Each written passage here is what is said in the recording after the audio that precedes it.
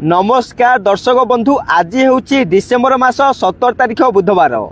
आज दिन जाकर टॉप 20 गुरुत्वपूर्ण खबर उपर आसंतु नजर पकाइबा। वीडियोटी को शेष पर्यंत देखंतु, मात्र किछि समय मध्यरे जानि परिबे आज दिनर संपूर्ण खबर। ता पूर्व चैनल रे नुआ थिले चैनल को सब्सक्राइब करी रखंतु, एमिति प्रतिदिनर लेटेस्ट न्यूज सर्वप्रथमे देखिबा पाई। तेबे आसंतु संपूर्ण खबर उपरे नजर पकाइबा। आजिर प्रथम खबर, आहुरी 2 सप्ताह कलबल करिब जाड़। राज्य रे जारी रही शीतर प्रभाव। आसंता सप्ताहक पर्यंत सर्वनिम्न तापमात्रा रे सेभली परिवर्तन हेबो नाही। गोटे दुईटी सहर तापमात्रा ए पाख से पाख होई पारे। सुंदरगढ़, कंधमाल, कलाहांडी और कोरापुट को कुहुड़ी आच्छादित करने नहीं पाणीपाग विभाग पक्षरु सतर्क सूचना जारी करा जायछि। प्रोफेसर पशुपालक कहते आसंता 2 सप्ताह शीत प्रभाव में बड़ धरण परिवर्तन संभावना नहीं। संभवतः स्थाने स्थाने तापमात्रा 1 ରୁ 2 डिग्री वृद्धि हो पारे। परवर्ती खबर, ई श्रम कार्ड को नहीं आसला बड़ खबर। सेपटे केंद्र सरकार ई श्रम कार्ड भत्ता योजना 2025 अधीन रे अणसंगठित क्षेत्रर श्रमिक मानकु 1500 टंका आर्थिक सहायता डीबीटी माध्यम रे सीधा सड़क बैंक अकाउंट को दिया जाउछि। एथि सहित दुर्घटना जनित मृत्यु रे 2 लाख टंका बीमा एवं आंशिक अक्षमतार 1 लाख टंका सहायता मिलुछि। यह सहित 60 वर्ष पर मासिक 3000 टंका पेंशन सुविधा मध्य रही। एथिरे निर्माण श्रमिक, कृषि श्रमिक, घरे सहायक रिक्शा और गाड़ी चालक, मत्स्यजीवी भली श्रमिक माने एही योजनार लाभ पाई परिबे। तेबे एही योजना रे आवेदन करिबा पई 16 ରୁ 69 वर्ष बयस सहित आधार लिंक मोबाइल नंबर एवं बैंक अकाउंट आवश्यक। श्रमिक माने eShram.gov.in किंबा उमंग ऐप माध्यम रे ऑनलाइन पंजीकरण करि परिबे एवं सीएससी केंद्र रे ऑफलाइन आवेदन सुविधा मध्य रही। परवर्ती खबर, चाषी पई बड़ खबर। कारण पीएम किसान 22तम किस्ती रे एही चाषी को मिलिबनी टंका। सेपटे प्रधानमंत्री किसान सम्मान निधि योजनार 22तम किस्ती को नहीं चाषी मध्य अपेक्षा बढ़ी। गणमाध्यम रिपोर्ट अनुसार एही किस्ती फेब्रुआरी 2026 शेष सुधा जारी हो पारे। जदिओ सरकारी तारीख एपर्यंत घोषणा होई नहीं, हेले समस्त चाषी अकाउंट को 2000 टंका आसिबो नहीं। जेउ चाषी माने ई केवाईसी पूर्ण करि नाहंती, बैंक अकाउंट सहित आधार लिंक करि नाहंती, भूल बैंक विवरणी देइछंती, हिताधिकारी तालिकारु बाद पड़िछंती किंबा चाषी पंजीकरण करि नाहंती, सेमानकर किस्ती अटकी पारे। चाषी माने pm-kisan.gov.in वेबसाइट रे निज लाभार्थी स्थिति जांच करी समय ई केवाईसी, आधार, बैंक लिंकिंग और डॉक्यूमेंट अपडेट करने को सरकार परामर्श देइछंती। परवर्ती खबर, सुभद्रा योजना आशायी पई बड़ खबर। कारण गतकाली मुख्यमंत्री मोहन माझी कहते जो माने नुआ आवेदन करिसेंती केवल से योग्य हिताधिकारी को सुभद्रार 2टी किस्ती जनवरी 2026 रे 10,000 टंका मिलिबो। हेले एपटे योजनार नियम अनुसार वार्षिक 10,000 2 भाग रे अगस्त रक्षाबंधन और मार्च 8 अंतर्जातीय महिला दिवस रे वितरण हुए। तेणु एथिपाई बहुत आशायी द्वंद्व पड़िछंती। आउ अन्यपटे प्राय 2 लाख रु अधिक महिला सुभद्रा योजनार विभिन्न कारणरू बाद पड़िछंती। आउ जेउ मानकर सुभद्रा योजनार नाम कटि जाइछि, सेमाने स्थिति जांच पई subhadra.odisha.gov.in बा हेल्पलाइन नंबर 14678 को संपर्क करंतु बोली मुख्यमंत्री मोहन माझी कहउछंती। परवर्ती खबर, नदी पठरे गणदुष्कर्म छाती थोराइला धौलीकांड। सेपटे भुवनेश्वर धौली अंचल जने नाबालिका सह होइथिबा गणदुष्कर्म घटना सारा राज्य रे आतंक सृष्टि करिछि। 10 तारिख संध्यारे बांकुआल नदी पठरे 5 दुर्बृत्त नाबालिका और तांको पुरुष बंधु को अटकाई टंका मागिबा सहित नृशंस भाव में आक्रमण करथिले। पुरुष बंधु को गुरुतर आहत करी नाबालिका को गणदुष्कर्म कर जाइथिबा अभियोग होइछि। घटनार 1 सप्ताह पर एतला रुजु हेबा परे पुलिस 2 अभियुक्त को गिरफ करिछि। अन्य 3 जण ए पर्यंत फेरार अछंती। सेपटे राज्य महिला कमिशन और शिशु अधिकार सुरक्षा कमिशन घटनास्थल को जाई तदंत करिसंती। फेरार अभियुक्त धरा पड़िबा और वीडियो फोटो जबत को नहीं प्रश्न उठिछि।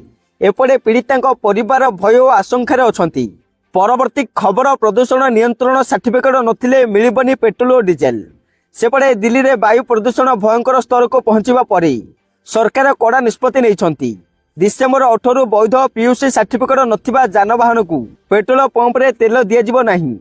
पेट्रोल पंप रे कैमेरा माध्यम रे गाड़ी रो नंबर प्लेट जांच कराजिबो। सेही परी बीएसए वीआई नंबर तले थिबा दिल्ली बाहर ट्रक और वाणिज्यिक जान को शहर रे प्रवेश निषेध करा जायछि। ग्राफ स्टेज 4 अधीन रे एही नियम लागू होइथिला बेले निर्माण कार्य मध्य संपूर्ण बंद रहिबो। AQI 360 ରୁ 380 ଥିବା ସୂଚନା ମିଳିଛି। ପରବର୍ତ୍ତୀ ଖବର ଭାରତର ଫାର୍ମା ହବ୍ ହେବ ଓଡ଼ିଶା, ଶସ୍ତାରେ ମିଳିବ ଔଷଧ। ଫାର୍ମା ସେକ୍ଟରରେ ଓଡ଼ିଶାକୁ ଦେଶର ମୁଖ୍ୟ ହବ କରିବାକୁ ନକ୍ସା ଆଙ୍କିଛନ୍ତି ରାଜ୍ୟ ସରକାର। ରାଜ୍ୟର ପ୍ରଥମ ଫାର୍ମା ସମ୍ମିଳନୀରେ ମୁଖ୍ୟମନ୍ତ୍ରୀ ମୋହନ ମାଝୀ ନିବେଶକମାନଙ୍କୁ ସବୁ ପ୍ରକାର ସହଯୋଗର ଆଶ୍ୱାସନା ଦେଇଛନ୍ତି। ସମ୍ମିଳନୀରେ 42ଟି MOU ସ୍ୱାକ୍ଷର ହୋଇ 6,263 କୋଟି ଟଙ୍କା ନିବେଶ ଓ 38,406 ନିଯୁକ୍ତି ସୃଷ୍ଟିର ପଥ ପ୍ରଶସ୍ତ ହୋଇଛି। ଖୋର୍ଦ୍ଧାରେ ଔଷଧ ମେଡିକାଲ ଯନ୍ତ୍ରାଂଶ ଉତ୍ପାଦନ ୟୁନିଟ୍ ଉଦ୍ଘାଟନ ସହିତ ଓଡ଼ିଶା ଔଷଧ ଓ ଚିକିତ୍ସା ଉପକରଣ ନୀତି 2025 ଉନ୍ମୋଚିତ ହୋଇଛି। ସରକାରଙ୍କ ଲକ୍ଷ୍ୟ ହେଉଛି ଫାର୍ମା କ୍ଷେତ୍ରରେ ରାଜ୍ୟକୁ ଶିଖରରେ ପହଞ୍ଚାଇବା, ଯାହାର ଫାଇଦା ସାଧାରଣ ଲୋକଙ୍କୁ ମିଳିବ ଏବଂ ଓଡ଼ିଶାବାସୀ ପୂର୍ବ ଅପେକ୍ଷା ଶସ୍ତାରେ ଔଷଧ ପାଇବେ। ପରବର୍ତ୍ତୀ ଖବର ହୋମଗାର୍ଡ ନିଯୁକ୍ତି 187 ପଦ ପାଇଁ 9,000ରୁ ଅଧିକ ପ୍ରାର୍ଥୀ। ସେପଟେ ସମ୍ବଲପୁରରେ ହୋମଗାର୍ଡ ନିଯୁକ୍ତି ପରୀକ୍ଷାରେ ଆଶ୍ଚର୍ଯ୍ୟଜନକ ଭିଡ଼ ଦେଖିବାକୁ ମିଳିଛି। 24ଟି ପୋଲିସ ଥାନା ପାଇଁ ମାତ୍ର 187ଟି ପଦବୀ ଥିଲାବେଳେ 9,000ରୁ ଅଧିକ ପ୍ରାର୍ଥୀ ପରୀକ୍ଷା ଦେଇଥିଲେ। ଯଦିଓ ନ୍ୟୁନତମ ଯୋଗ୍ୟତା ପଞ୍ଚମ ଶ୍ରେଣୀ, ତଥାପି ସ୍ନାତକ, ଇଞ୍ଜିନିୟର, MBA, MC, ITI ଭଳି ଉଚ୍ଚଶିକ୍ଷିତ ପ୍ରାର୍ଥୀମାନେ ମଧ୍ୟ ଯୋଗ ଦେଇଥିଲେ। ଦୈନିକ 612 ଟଙ୍କା, ମାସିକ 18,360 ଟଙ୍କା ମଜୁରୀ ସତ୍ତ୍ୱେ ବିପୁଳ ଆବେଦନ ରାଜ୍ୟରେ ଚାକିରିର ଘୋର ଅଭାବକୁ ସୂଚିତ କରିଛି। ଜମାଦାରପାଲି ଏୟାର ଷ୍ଟ୍ରିପ୍ରେ ପରୀକ୍ଷା ସୁଚାରୁ ରୂପେ ଓ ସୁରକ୍ଷିତ ଭାବେ କରାଯାଇଥିଲା ବେଳେ ଡ୍ରୋନ୍ ସହିତ କଡ଼ା ସୁରକ୍ଷା ବ୍ୟବସ୍ଥା କରାଯାଇଥିଲା। ପରବର୍ତ୍ତୀ ଖବର ଲଘୁ ଖଣିଜ ଓ ଗୋଚାଲାଣ ବିରୋଧରେ କଡ଼ା କାର୍ଯ୍ୟାନୁଷ୍ଠାନ, DGPଙ୍କ ନିର୍ଦ୍ଦେଶ। ରାଜ୍ୟରେ ବେଆଇନ ବାଲି, ମୋରମ, ମାଙ୍କଡ଼ା ପଥର, ଗୋଚାଲାଣ ବିରୋଧରେ ଓଡ଼ିଶା ପୋଲିସ ଅପରେସନ ଧରପଗଡ଼ ଅଭିଯାନ ଜୋରଦାର କରିଛି। DGP ଯୋଗେଶ ବାହାଦୁର ଖୁରାନିଆଙ୍କ ନିର୍ଦ୍ଦେଶରେ ସାରା ରାଜ୍ୟରେ ଚଢ଼ାଉ କରାଯାଇ ବାଲି ବୋଝେଇ ଟ୍ରାକ୍ଟର, ଟ୍ରକ୍, ଟିପର ଓ ହାଉଆ ଜବତ କରାଯାଇଛି। ଅଦ୍ୟାବଧି 134ଟି ମାମଲା ରୁଜୁ ହୋଇ 163 ଯାନ ଜବତ, 14 ଜଣ ଗିରଫ ଓ 92ରୁ ଅଧିକକୁ ନୋଟିସ ଜାରି କରାଯାଇଛି। ମୟୂରଭଞ୍ଜ, ବାଲେଶ୍ୱର, ଭଦ୍ରକ ଓ ଗଞ୍ଜାମ ଜିଲ୍ଲାରେ ସବୁଠାରୁ ଅଧିକ କାର୍ଯ୍ୟାନୁଷ୍ଠାନ ହୋଇଛି। ସେହିପରି ଗୋଚାଲାଣ ମାମଲାରେ 23ଟି କେସ୍ ରୁଜୁ କରାଯାଇ 32 ଜଣଙ୍କୁ ଗିରଫ କରାଯାଇଛି। DGPଙ୍କ ନିର୍ଦ୍ଦେଶାନୁସାରେ ଅସାମାଜିକ ଅପରାଧୀଙ୍କ ବିରୁଦ୍ଧରେ ଆଗାମୀ ଦିନରେ ଆହୁରି କଡ଼ା ପଦକ୍ଷେପ ନିଆଯିବ ବୋଲି ଖବର ମିଳିଛି। ପରବର୍ତ୍ତୀ ଖବର ପୀତବାସ ପଣ୍ଡା ହତ୍ୟା ମାମଲା, 5 ଅଭିଯୁକ୍ତଙ୍କ ଜାମିନ ଖାରଜ। ସେପଟେ ଆଇନଜୀବୀ ପୀତବାସ ପଣ୍ଡା ହତ୍ୟା ମାମଲାରେ 5 ଅଭିଯୁକ୍ତଙ୍କ ଜାମିନ ଆବେଦନ ଖାରଜ କରାଯାଇଛି। ଗଞ୍ଜାମ ଜିଲ୍ଲା ଅତିରିକ୍ତ ଜିଲ୍ଲା ଜଜ୍ ତୃତୀୟ ବିବସ୍ୱତ ଗୌତମ ମଙ୍ଗଳବାର ଏହି ରାୟ ଦେଇଛନ୍ତି। ଜାମିନ ଖାରଜ ହୋଇଥିବା ଅଭିଯୁକ୍ତମାନେ ହେଲେ ବ୍ରହ୍ମପୁର ପୂର୍ବତନ ବିଧାୟକ ବିକ୍ରମ କୁମାର ପଣ୍ଡା, ପୂର୍ବତନ ମେୟର ଶିବଶଙ୍କର ଦାସ ଓରଫ ପିଣ୍ଟୁ, ଆଇନଜୀବୀ ମଦନ ମୋହନ ଦଳାଇ, ବ୍ୟବସାୟୀ ସୁନୀଲ ହୋତା ଓ ଶୂନ୍ୟ ଦାସ। ସରକାରୀ ପକ୍ଷର ଦୃଢ଼ ବିରୋଧ ପରେ କୋର୍ଟ ଜାମିନ ନାମଞ୍ଜୁର କରିଛନ୍ତି। ଉଲ୍ଲେଖଯୋଗ୍ୟ, ଗତ ଅକ୍ଟୋବର 6 ତାରିଖରେ ପୀତବାସ ପଣ୍ଡାଙ୍କୁ ତାଙ୍କ ଘର ନିକଟରେ ଗୁଳି କରି ହତ୍ୟା କରାଯାଇଥିଲା। ଏହି ମାମଲାରେ ଏପର୍ଯ୍ୟନ୍ତ 16 ଜଣଙ୍କୁ ଗିରଫ କରାଯାଇଛି। ପରବର୍ତ୍ତୀ ଖବର ମାର୍ଚ୍ଚ 16ରୁ ମେ 31 ମଧ୍ୟରେ ହେବ IPL। ସେପଟେ IPL ଆଗାମୀ ସଂସ୍କରଣ ମାର୍ଚ୍ଚ 16ରୁ ମେ 31 ଇଣ୍ଡୋରରେ ଖେଳାଯିବ। ମାତ୍ର RCBର ଘରୋଇ ଗ୍ରାଉଣ୍ଡ ବେଙ୍ଗାଲୁରୁରେ ଓପନିଂ ମ୍ୟାଚ୍ ଖେଳାଯାଉଛି କି ନା ତା ଉପରେ ଅନେକ ଲକ୍ଷ୍ୟ ରଖିଛନ୍ତି। ନିୟମ ଅନୁସାରେ IPL 2025 ଟାଇଟଲ ବିଜେତା ରୟାଲ ଚ୍ୟାଲେଞ୍ଜର୍ସ ବେଙ୍ଗାଲୁରୁର ହୋମ୍ ଗ୍ରାଉଣ୍ଡ M ଚିନ୍ନାସ୍ୱାମୀ ଷ୍ଟାଡିୟମରେ ଓପନିଂ ମ୍ୟାଚ୍ ଖେଳାଯିବ।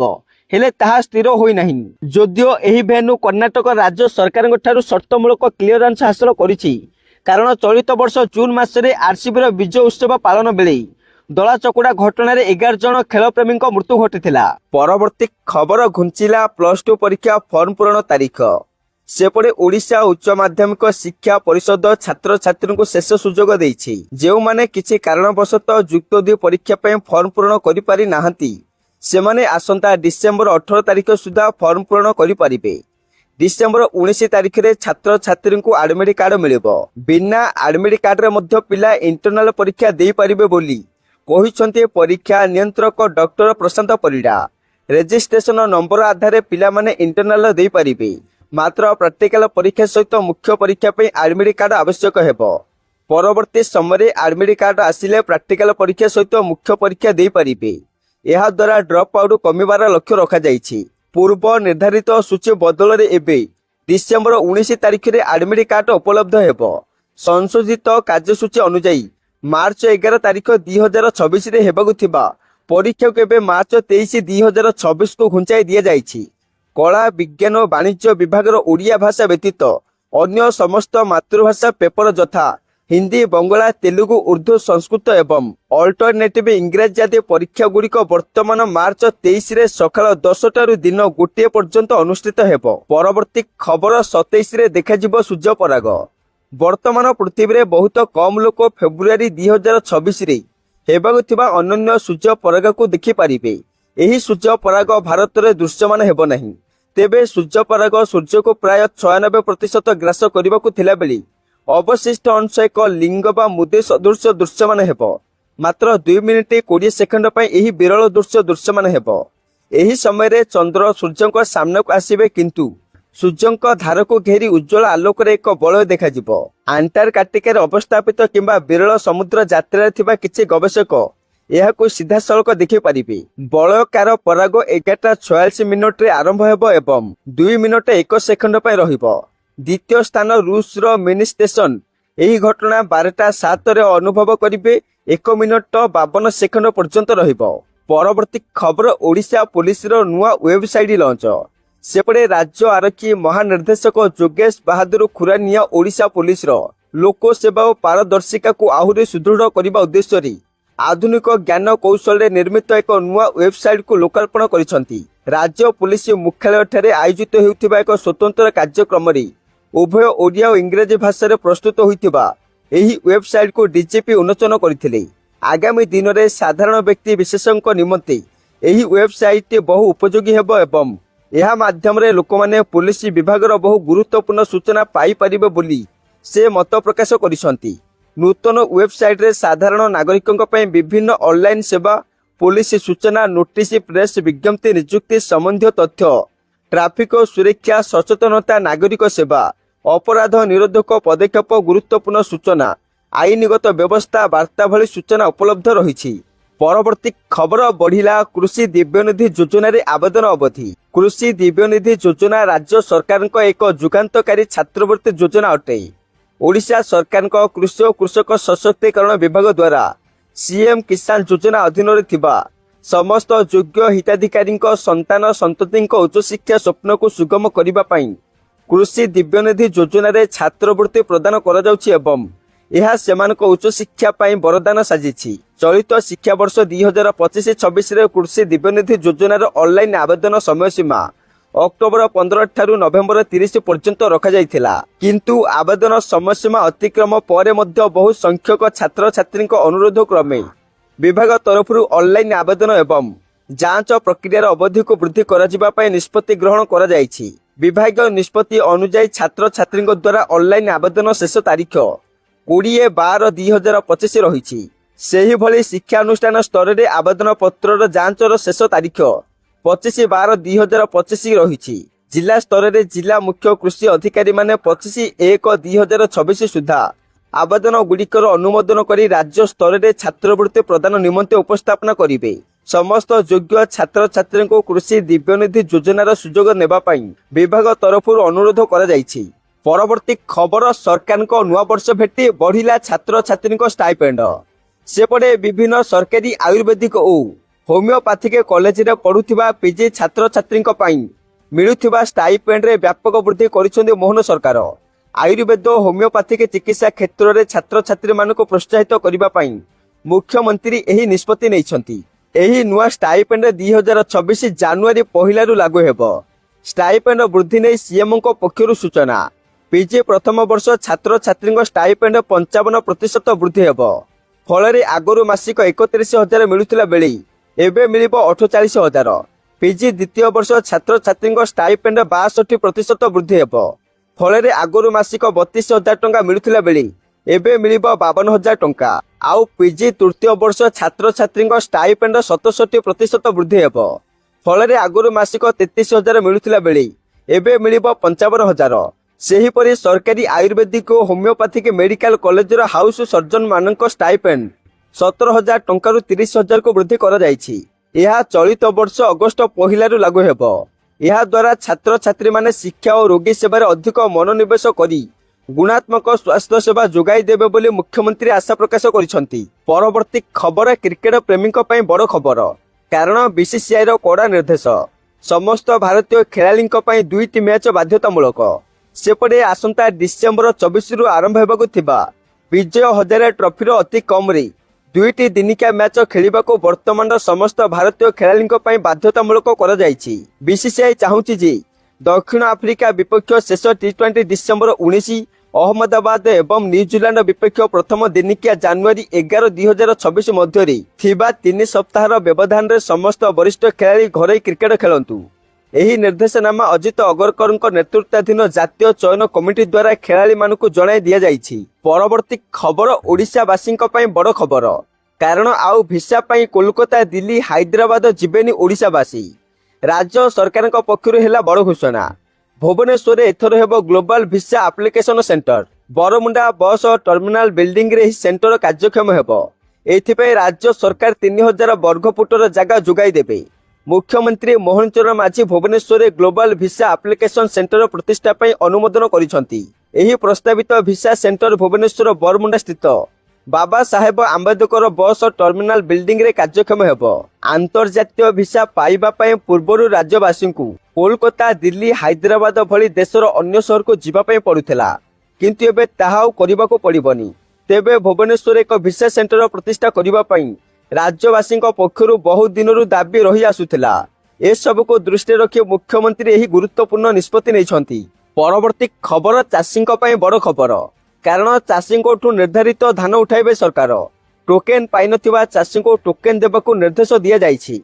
टोकेन परे धान बलिले खोला बजारे चाषी बिकी दियंतु बोली कहिसंती मंत्री कृष्ण पात्र। कहिसंती धान संग्रह प्रक्रिया सुरुखुरुरे चलीछि। एबे जाए 6टी जिलार रिपोर्ट आसीछि। बरगढ़ रे 53,838 मेट्रिक टन, बलांगीर रे 96 मेट्रिक टन, कोलाहांड रे 7,386, नुआपड़ रे 3,847 मेट्रिक टन, संबलपुर रे 60,256 मेट्रिक टन एवं सुवर्णपुर रे 15 मेट्रिक टन धान संग्रह होईछि। एजावत मोट 1,25,439 मेट्रिक टन धान किणा सरीछि। धान किणा प्रक्रिया केबे हब ताहा जिल्लावारी डीएलपीसी कमिटी रे निष्पत्ति होईछि। परवर्ती खबर केवल प्रति मास सुधरे मिलिबो 5,550 टंका।